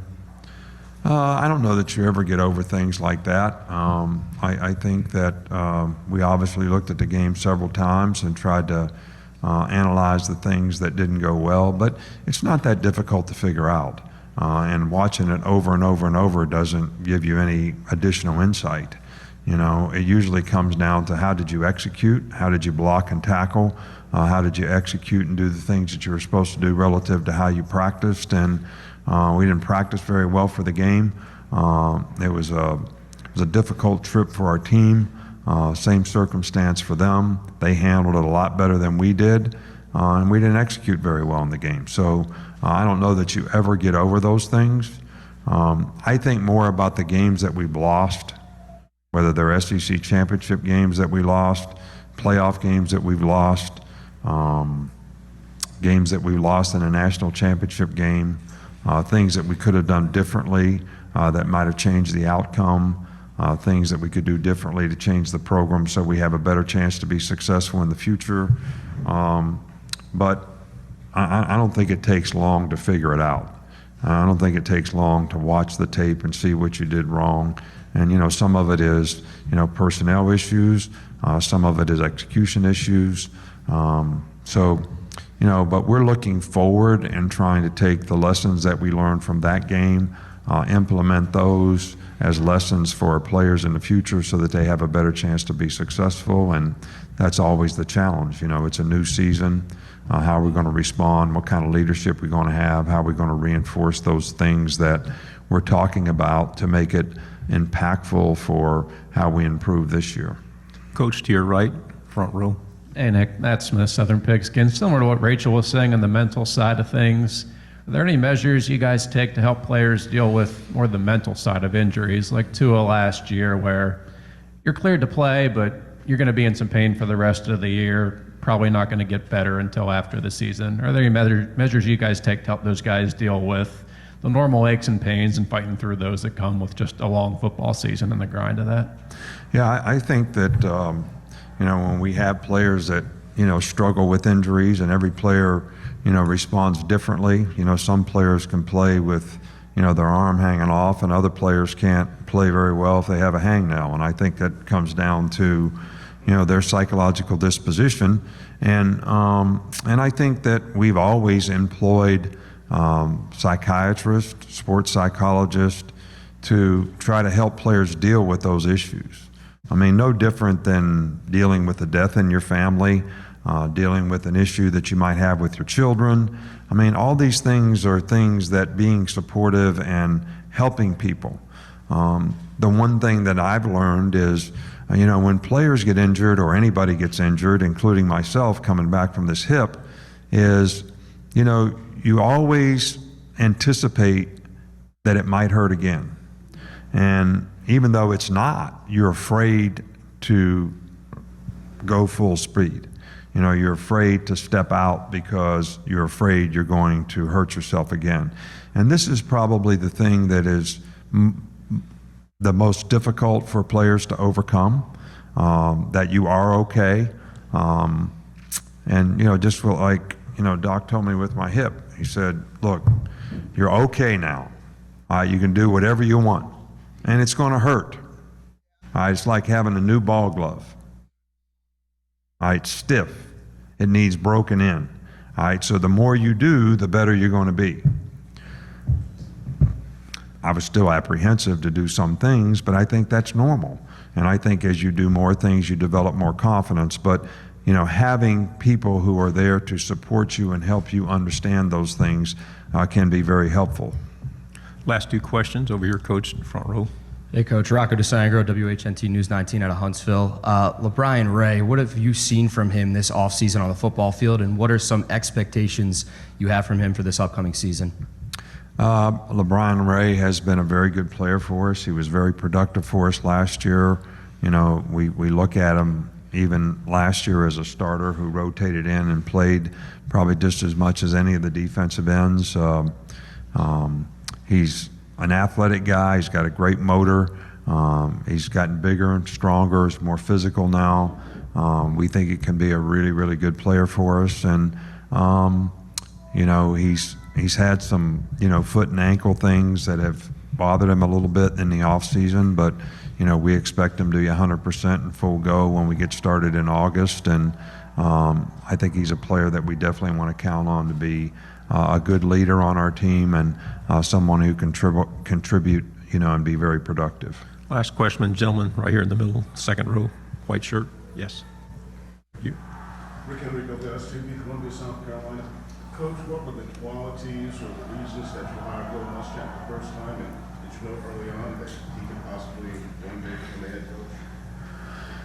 Oh, I love Will. You know, I think Will was, it's been a long time ago at, you know, Valdosta State or one of those schools, you know, down there, and had only been coaching for a couple years. And I remember we were practicing in Atlanta for a game. I think it was a bowl game, maybe the Peach Bowl when I was at LSU, and our first year there. And he came up and watched practice. And I got to know him and talk to him and really, really liked him. So I think soon after that we had a an opening, and somebody recommended Will that knew him, and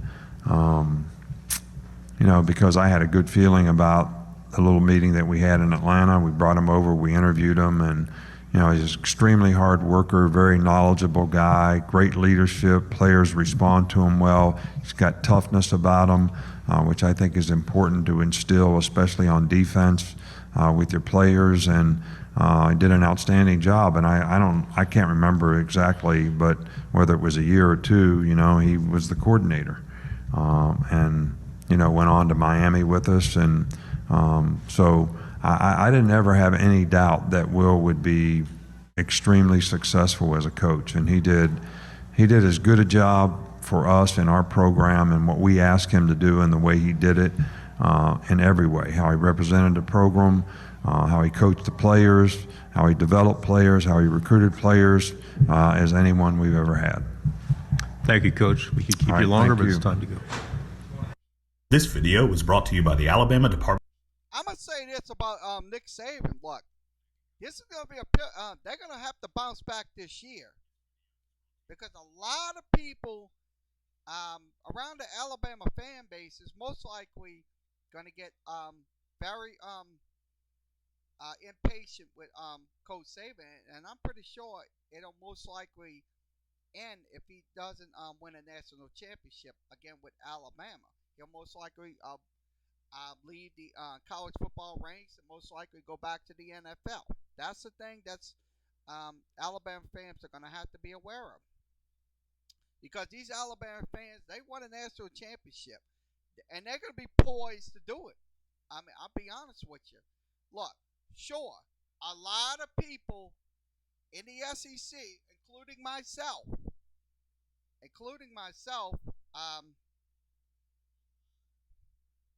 is saying that Alabama has a very easy schedule, and absolutely they do. Because look, I mean, they're going to have some FCS schools on their schedule, and also they're going to have some teams that's kind of Group 5s. That's one thing about it. They will have Louisville in the first week of the season. That's going to determine if they're going to be a national championship power. Also, you're right, Brian Champagne. Hopefully he does stay healthy, because what? Miles Brennan, if he does get injured, Miles Brennan can come in. And also they have Peter Parrish. So that's on LSU. This rivalry between LSU and Alabama, that's going to determine if LSU is worthy of going to a national championship. Like I said, you got to stay healthy. That's the very important thing. You have to stay healthy, because if you don't stay healthy, you might go from 10-win season to a 7-win season, or lower than that, 6 wins. You might go 6-6 if you don't stay healthy. You have to stay healthy through the entire college football season. That means the 14 games that the SEC. So look. So I'm going to show you Alabama's schedule in just a second. Give me a second to pull this up. I'm going to pull it up in 1 second on my screen. So if you want to see it, I'll pull up their schedule for you. Okay, I'm going to pull up the Alabama schedule. Give me just about a second before we go to our next video tonight, which is the Southland Conference. If you're not familiar with the Southland Conference, let me give you a little nick of a little history. The Southland Conference is an FCS school that's they're still in the district Division 1, so that's the lower conference right there. So for the Southland Conference. Okay, let's go ahead and research Alabama's schedule. I'm going to pull it up 1 second. Give me just a second to switch it. So I'm going to go Alabama. I'm going to search for Alabama's football schedule. I'm going to pull it up right now. So if you want to comment about Alabama's football schedule before we start. Yeah. Let's see. Brian Champagne. Yeah, we need to throw a ball. Absolutely. We have to throw the ball. We have to give. That depends on what the offensive line does during the season, because I'm going to be honest with you. If we don't have an effective offensive line, Joe Burrow might not be able to get that ball off in time. He's going to have to scramble. And that's when the RPOs will be in place.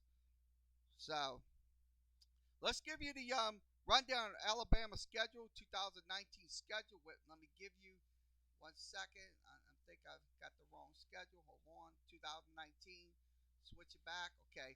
I'm going to give you the 2019 football schedule. They will have Duke. So the first game of the season is going to determine if they're going to be national championship material. Also, they'll have New Mexico State, and then they'll start with South Carolina on September 14th. Also, they will have the Southern Miss Golden Eagles. That will be in Bryant-Denny Stadium. That's in Tuscaloosa. Also, they will have Ole Miss. That's another SEC game. That's going to be rivalry prone. They also will have an off day on October 5th. So that's after the Ole Miss game. Now they will have Texas A&M. That will be at Texas A&M. That's going to be a brutal game as always. Now they will take on Tennessee, which is on October 19th. Also, they will take on Arkansas on October 26th. The main one I'm going to be concerned about is this one on November 9th when LSU takes on Alabama in Tuscaloosa. That's going to be at Tuscaloosa. Also, they will have Mississippi State, and on November 23rd, they will have Western Carolina, and that's an FCS school. That's a winnable game. And also the Iron Bowl on November 30th, which is the Auburn Tigers. That's going to be at Auburn. So that's their schedule. They will have New Mexico State after that. So they got two schedules. That's non-conference before the conference begins. So let me switch this back. I don't know why Facebook cut me off. Sorry about that, folks. I don't want you to get mad at me or upset. So that's the two non-conference schedules. It's Duke and New Mexico State. So I mean, it's a very easy schedule now. The first couple of weeks. Now South Carolina won't be an easy one. That's SEC. So and also the SEC championship, which will be December 7th. So give me your takes, folks. What you think about this Alabama schedule? Is it easy or is it yeah, I'm pretty sure they might not go undefeated. They might win maybe 10 games out of this schedule right here. They might win 10 games, Alabama. Because look, they always get those easy schedules, and that's one thing they should cut out is those easy schedules. They should get teams like a Texas or any team. Power Pup. Yeah, this is a Power Pup schedule. Absolutely. Brian Champagne, a Power Pup schedule. And they get them every year. So we'll give you their beyond schedule. We'll give you next year's schedule as well. So let me pull this up 1 second. I'm going to switch it over. Next year, they will start with USC. That's going to be a rough game right there. Then they'll have Georgia State, which is out of the Sun Belt. And you got Kent State, which is out of the MAC conference. And also they will have, that's the first 3 weeks of that schedule is going to be very easy in 2020 next year. And they will also have UT Martin. So that's in 2020. They will have USC. And then it will start with Auburn, Georgia, Mississippi State, Texas A&M, Arkansas, LSU. That's going to be determined next year. Also Ole Miss and Tennessee. So, like I said, the first 3 weeks of their schedule next year is going to be very light. So, That's my take on it. If you want to talk about the schedule, Alabama, you can state your opinion via Facebook, Periscope, YouTube. Why not play Georgia? Yeah, they're playing Georgia. Yeah, they are playing them next year in 2020. They won't play them. Let me see if they're playing them this year. Let me switch it back.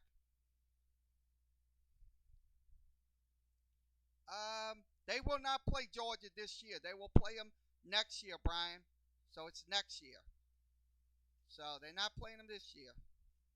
They are playing, like I said, once again, South Carolina, Ole Miss, Texas A&M, Vanderbilt, Arkansas, LSU, Mississippi State, and Western Carolina. So, and Western Carolina is I think a Southern Conference team that's in the FCS, which is the Football Championship Subdivision. So they will not play Georgia until next year. So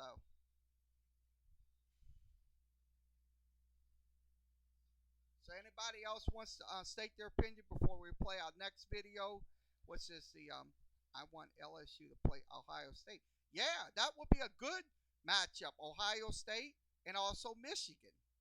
That would be your Power Fives right there.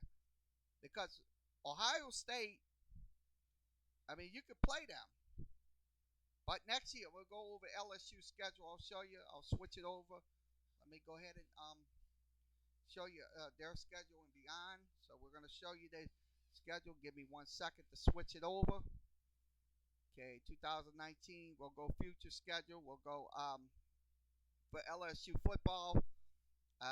This is the LSU future football schedule. 2019, they will play Georgia Southern. That will be in week 1. Next year, they will play UTSA. That's a Conference USA team. And they will play Texas next year at Tiger Stadium. And also, they will take on Rice. That will be in Houston. And then they will take on Nicholls State. And 2021, they will take on UCLA. They will play Nicholls State, McNeese, excuse me. Also, they will play Central Michigan. That will be on the 25th. And also, they will play ULM. That's a Sun Belt team. And then in 2022, they will take on New Mexico. That's far beyond luck. I mean, they might not play Ohio State. If they play them, they're most likely going to play them in the playoffs or the national championship. So I'll be honest with you, that's might not happen now, Brian. So see, the after the Texas game, they will have Northwestern State, and they'll also have Utah State. That will be on October the 5th. Utah State. Northwestern will be on the 14th. So that's week 3 of the LSU football season. So that is my take on the LSU Alabama schedule. So let's switch this over. I'm going to switch this back over to, we will have the Southland Conference Media Days. We will not have much of it. We will have some of it. It was today. Southland Conference began today. So let's begin. Pull this up. I'm going to Our presidents, as we've transitioned new members in, including 2 that had to transition from Division II to Division I, have really felt like in establishing the strategic plan to really let things kind of settle a bit, and settle's not a very good word to use in college athletics, but allow things to work, allow these programs to get up to speed. As I mentioned, they've already had some NCAA success, and we think that's only going to continue. So it's always there. I think if you talk to an athletic director, he would tell you that in his top drawer, his or her top drawer, there's a list of coaching candidates when changes happen. To some degree, commissioners are like that as well. You always have to be prepared to address it. And you know what exactly is on that list in the top drawer, I don't know that I would share that right now, but we feel really good about the standing of the conference now, and if more changes are coming, we feel like that we'll be well positioned to take advantage of that. Commissioner Matt Fay, Beaumont Enterprise. a specific question about Lamar University. They saw a resurgent season last year. How valuable do you see that Beaumont market maybe being back and relevant in the Southland Conference? Yeah, it's a great question. And as I've shared with our friends at Lamar and in the Golden Triangle, Lamar is a foundational member of this conference from the very beginning. A bit of a pause in membership, but came back. But they are one of those foundational members. And certainly that is a market from the very beginning of the conference that the league has been involved with. And it's very important for us that Lamar is successful. I would probably say the same thing, and will say the same thing for the rest of our membership as well. But we're excited about that. That, you know, when Lamar brought football back, we were waiting for the time that they, you know, broke through like they did last season. And we know Coach Schultz and Marco Bourne and Dr. Evans down there are working on continuing to build the program, and not just football, but across all sports. So Lamar is very important to us, and we certainly want that success to continue. Got time for one more question here in the back. Quick question, Tom. Caleb, KTRE News in Lufkin, Nacogdoches. I think last year at the Battle of the Piney Woods, attendance kind of went down, and it's kind of seeing that trend, but it was still a good turnout for the game overall still. Is there something the league's doing on y'all's side to help the schools get people back out to the game in Houston? Yeah, you know, I think what you're seeing at that game is a challenge you see across the country. That is a unique, special game opportunity for SFA and Sam Houston. You know, it's been a little one-sided competitively, and I think the folks at SFA would share that concern that it's probably important for their fan base to maybe win that game. Sam's been on a great streak, and I don't think I'm speaking out of school here, but it's a concern that I think we all understand. It can't be a rivalry if it's just one-sided. And I know SFA is working to fix that. I know Coach Carthel has already probably got his game plan ready to go for that game. But that's a special opportunity for Southland Conference to be involved with. And we certainly want it to continue to grow. And Sam and SFA both have wonderful fan bases in Houston. And we think it'll continue to be a good thing. It seems to be a great partnership for everyone involved. All right, one more question. We've got about a minute here. One more. David Berry, Lake Charles American Press. With the playoffs last year, Incarnate Word got in. They were given that extra win. With, I know Houston Baptist is that team this year. Is this if the same scenario happens, will that same scenario be applied, or is there something else going to happen with that? It will be, and you know that was a unique situation where. I think admittedly a lot of us here in the room, administrators, would say we didn't see that coming. But Coach Morris's credit and the folks at UIW, they had a great season. We had to accommodate because we have that interesting wrinkle in our schedule. And, you know, it's just a unique deal. So, you know, the resolution we came to was sharing the championship and allowing us to honor the UIW student athletes. And it's something we do for really any of our schools in that situation. As you've mentioned, HBU is now that team over the next couple of seasons, so we have better codified our language in our bylaws to reference that 8-game team and how they're, so it would be the same, David, just to clarify. Going forward. So we certainly wish Coach Shealy the best of luck. It'd be a good problem for his program to have. All right, Commissioner Tom Burnett, appreciate that. By the way, Commissioner Burnett will be available all day if you have more questions. He'll be here morning and afternoon as we continue here with the 2019 Southland Conference Football Media Day. Now, I want to set the table for what's ahead now. The morning session will begin with Nichols, followed by UIW, Central Arkansas, Northwestern State, and Abilene Christian, again starting in just a couple of moments. First up will be the Colonels from Nichols. Head coach Tim Rebo. We'll hear from Coach and the players when we come back. 2019 Southland Conference Football Media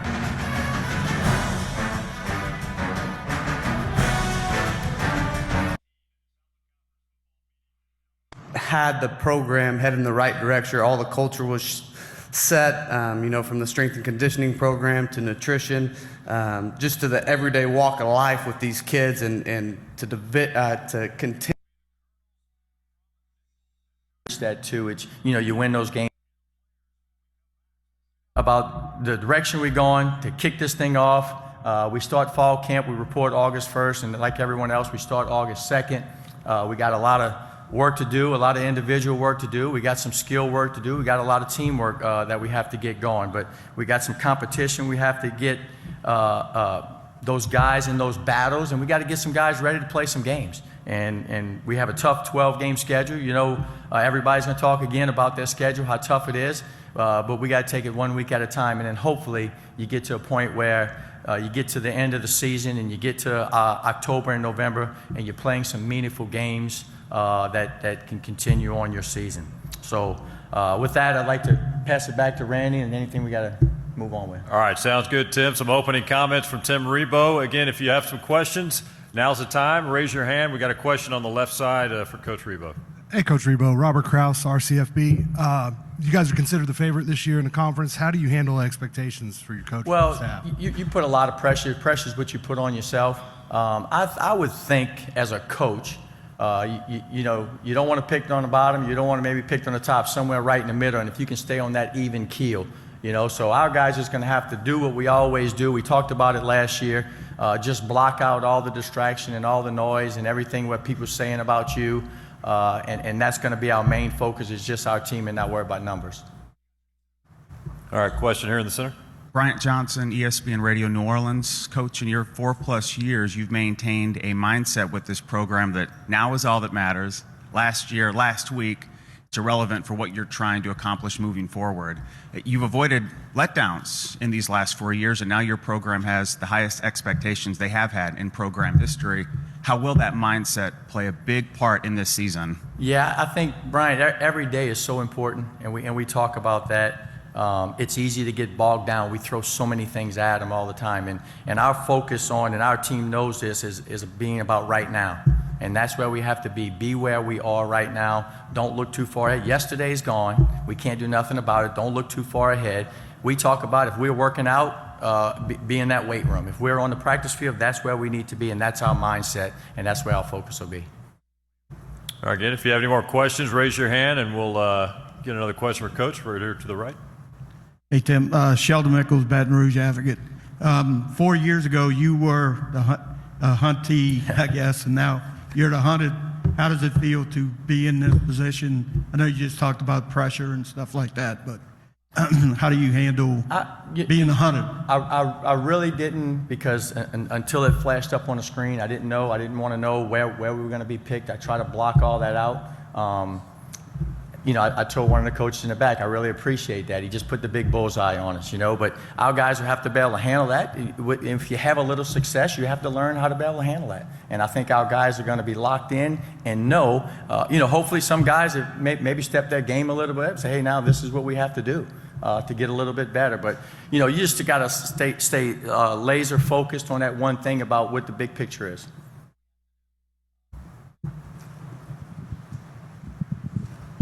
Coach Mike Eckenheimer with the Homa Courier. You mentioned that leadership that you lost from last year. How do you replace guys like Hezekiah White, who was there for that 0-14 year, and or not 0-14, but that, you know, winless year? How do you replace guys who were there for that and know what this program was at its bottom? I think it starts with those guys, and especially those two guys that's going to be sitting on the podium over there. Those guys now have to take the young ones and tell them, hey, this is how we do things. It becomes that leadership factor. And we had it last year. We had a great group of seniors. When you talked about Hezekiah, and you talked about Kenny Dotson, and you talked about Ryan Hanley and Chandler Arsenault on the offensive line, but also that junior and that sophomore class was pretty good too. And those guys, when you talk about a Dontrell Taylor, who a guy is going to be ready to step up, and a Christian Mims, and those guys are going to be ready to take that leadership role, because they did so last year. It wasn't just all the seniors. And I think that's when your program is moving in the right direction. It's a total buy-in by all the classes. One more on the right here. Tim, when you went through the spring, was the offensive line the biggest concern maybe of what you had to shore up this year? Absolutely. When you lose 4 guys from the rushing offense that we had, and the number of categories offensively we finished in the top in the league, and you lose those guys, again, that experience we talked about is hard to replace. But I like the class. We had some guys that redshirted last year that were ready to step up. We moved a few guys around, and I think those guys will be just fine. All right, time for another question. I'll offer one up for you, Coach. And actually, it's twofold here. 4K gets so much attention when he throws the football. Your run game was excellent a year ago. Address that if you don't mind. And also, defensively, #1 defense in the Southland Conference a year ago in many categories nationally as well. Yeah, top 15. I think a lot of coaches will tell you, and we kind of preach that too. It's, you know, you win those games up front, and you got to be able to run the football, and you got to be able to stop the run. Coach Lee Russell on our offensive line does an outstanding job with the run game.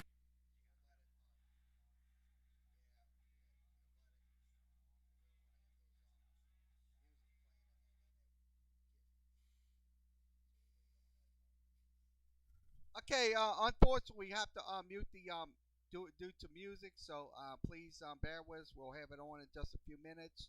They're showing the highlights, so let's go back to the in conference play, and a lot of talent back once again for 2019. All right, right now we're going to hear from the Colonel players that are on hand here today, part of Football Media Day. For more on that, I'm going to toss it over to Carly McCord. She has more with two of the Colonels. Carly? Thank you, Randy. I am very excited to welcome our student athletes from Nichols today. We have quarterback Chase Forcade, also senior linebacker Alan Pittman. And Chase, you were the 2018 Southland Conference Player of the Year, so congratulations. I know that's a big deal for you. Yes, ma'am. And I want to start there. You are a senior coming in, and we've all watched together this program just evolve under Coach Rebo and together. And you are a huge part of that evolution. How exciting is that for you, and how special is that?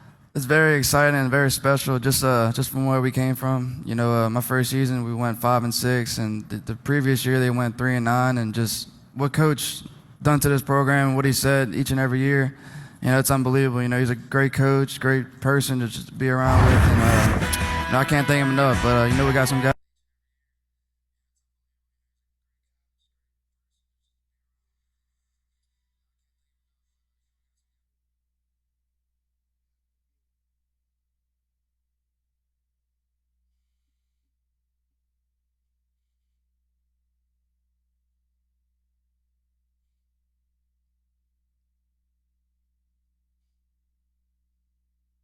It brings a lot, you know. It's good to have leaders on the defense, you know, to bring in a couple younger guys to fill in some spots. But I feel like the younger guys on the defense going to be okay because, you know, we got the older guys on the team, you know, they're going to take care of it. And Chase, Coach Rebo talked a lot about that offensive line and how a lot of new guys going to be there this year. How confident are you in those guys? You know, I thought spring was very productive as, you know, with that offensive line. Just like he said, we had 4 to 5. They left or they graduated as seniors. And, you know, we got PJ stepping up at center this year. And, you know, a couple of guys that moved around, you know, with Jair moving to right tackle. And just a lot of, like you said, redshirt guys that are going to step up this year and compete and really compete for that spot. And I feel like this summer they really, like I said, be in the meeting room every day. Just, not every day, just by themselves, just really just trying to learn the run game, learn the pass game, the protection, and just really digging into that playbook and trying to just get ready for fall camp. So, like you said, I think for the spring, that was a big thing for us, and I thought we took care of it. And I thought each and every Saturday for the scrimmages was very productive on both sides of the ball with the offensive line, defensive line. I just thought, like I said, it was a great spring for us. And you look at the defensive side of the ball again, and one of the things to look for is that secondary. How explosive can we expect them to be? The secondary is going to be great. You know, we got guys coming back like Christian Mims and Darren Evans. You know, those guys are going to be great. We got a couple of guys still coming in, but I think those two guys will be able to lead the secondary. And Chase, I want to talk about the offense. I know that you do a lot with your arms, but it's very well balanced as well. And when you look at this new offensive line, a lot of new parts and new pieces are going to be put in place. And I know how much you train in the off season. You went to the Manning camp for your 3rd year just recently. And how much have you tried to instill in those young players about how important preparation truly is? Yeah, I think preparation is key, and just trying to stay consistent each and every week, and not trying to, you know, worry about who we playing in 3 weeks from now. But you know, it's really focused on right now, and you know, that's been our slogan for this season. And you know, we're gonna take it game week by week and just try to, like I said, prepare each and every game like it's the first one. And you know, we're gonna, like I said, we're gonna continue that and just continue to stay consistent within ourselves and just try to, you know, teach these young guys, you know, the message that Coach been trying to preach for 4 years now, and it's just like I said, this program's only growing. So I'm glad I'm in this spot. I'm thankful for this opportunity. You look at this team and what you all were able to do last year, but Coach Rebo made it eminently clear that last year was last year and this is a new dawn and a new day. How have you all been focusing on that, knowing that last year promises nothing for this season? Well, we appreciate for being, good race season last season, but now we get back to the drawing boards, we try to get better, even better than last season, take it day by day. As he said, as Coach Rebo said, we living in right now, so right now we're trying to get better and prepare for the season. Yeah. And like Pitch said, just that right now slogan is really key to us, because I feel like every year Coach had a message that he brought about us before the upcoming season, and that message stuck to us the whole season. But yeah, I think every new team has a different identity and different. We got some more young guys this year than we ever had, and we're trying to bring that message across to them, just staying consistent and doing right on and off the field. And I feel like they really taking that message, and you can just tell how hard they're working throughout the summer and competing. And our 7-on-7s 2 days out the week is just everybody's there wanting to work, and just I'm glad how this team's growing. And like I said, I'm looking forward to August 2nd.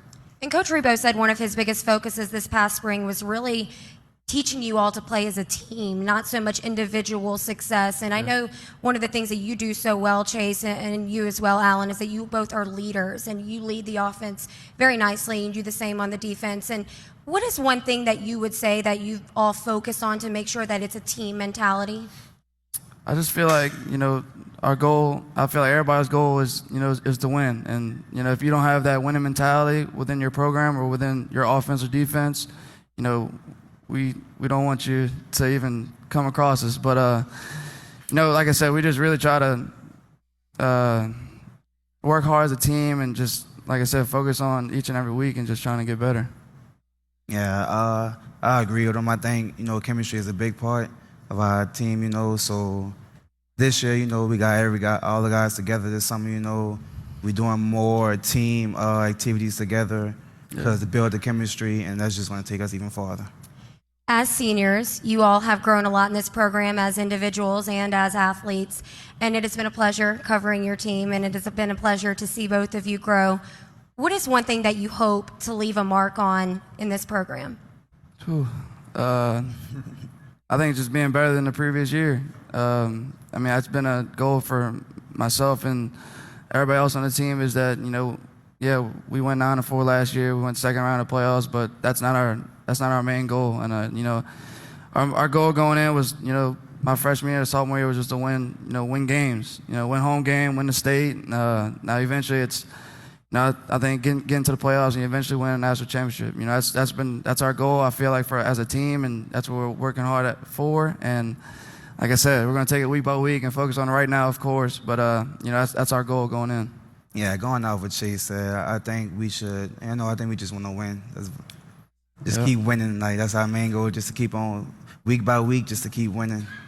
Well, thank you both so much for your time. Good luck to you all this season. We appreciate it. Randy, we're going to go ahead and send it back to you. All right, Carly, appreciate a great conversation with two of those Colonel players. Final couple of minutes with Coach Rebo. And Coach, I want to talk to you just about, and you touched on it a little bit, but just follow up a little bit about, you're coming off the first conference championship since 2005, back-to-back postseason appearances. Just talk about the building of that program, what it's meant not only for the university but the community, and what statement has it made throughout the Southland Conference. Yeah, we talked about it when we first got here 4 years ago, and the message has been the same. If we put a good product on the field, we said that the people would come and support us, and the whole area and the whole South and the community has been fantastic, and they're showing up at the games, they're supporting, the guys feel it. What is done, it starts at the top. We have great leadership at the university and understand the importance of athletics. Dr. Jay Clune and Matt Rohn do a great job of putting that message together, and I can't say enough about the community. All right, got to ask you about your schedule. Let's talk a little bit about that. Tough opener, August 31st at Kansas State. In fact, you play your first 4 on the road. After that, you've got a road trip to Prairie View, then the Nacogdoches.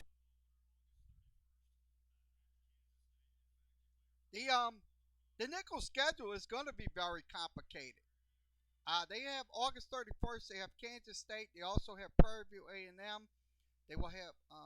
It went too fast. We'll show you their we'll conclude tonight. Okay, this concludes tonight's Sports Talk with Kerry Wehmeyer show. We will be back on tomorrow.